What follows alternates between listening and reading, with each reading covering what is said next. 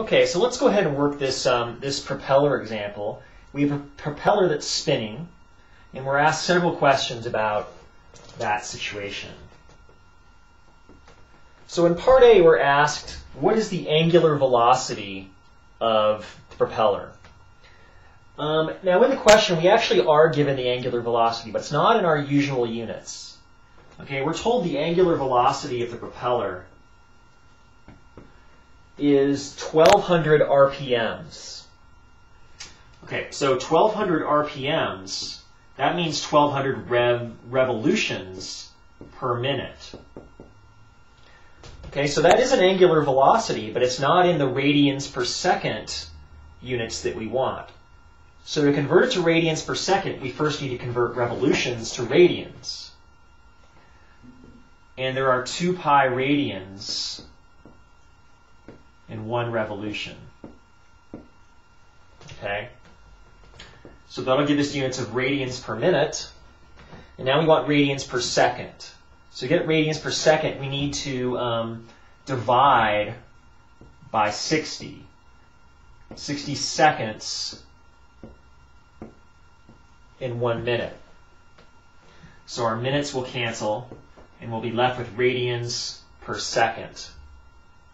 So you do that, that calculation there, and you get an angular velocity that is 126 radians per second. Okay. Now part B asks us to figure out what is the linear velocity at the tip of the propeller. So here's our propeller out here, something like this. It's spinning with some angular velocity, and we want to know what is the velocity out here at the tip. Now, first of all, we are told the diameter of the propeller. And remember, to calculate the linear velocity, which is the radius of your location times angular velocity, we need to convert that diameter to a radius. So if the diameter is 2.3 meters, the radius is half of that. So that's 1.15 meters. Okay, so that's our radius there. Okay, now so we can plug that in here. Radius is 1.15 meters. Omega is 126 radians per second. You multiply those together and you get 145 meters per second. Okay? Now you might be asking yourself right now, we multiplied meters times radians per second. How do we get meters per second out of that? Well, radians are sort of not a real unit here. Okay? So what the angular velocity really is here is 126 per second. It just happens to get this nice relationship between velocity and omega.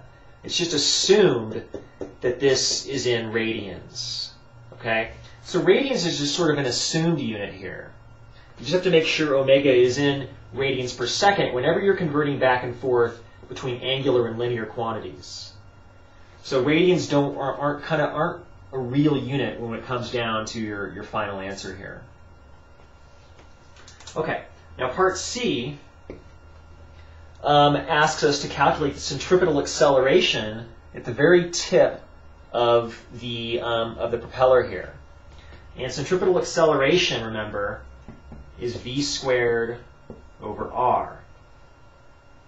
Now we plug in velocity here, 145 meters per second squared, divided by the radius at the tip of the propeller. That's 1.15 meters. And the number you get here is a huge acceleration, 18,300 meters per second squared. Okay, that's a pretty huge acceleration. Remember, the acceleration due to gravity is 9.8. So this is a huge acceleration. And in terms of g's, in terms of how many g's is this, we'll divide this number by 9.8, and you get something like 1860 g's. Okay? So in other words, if you wanted to physically hold on at the tip of the propeller, you're going to have to apply a force that's 1,860 times G.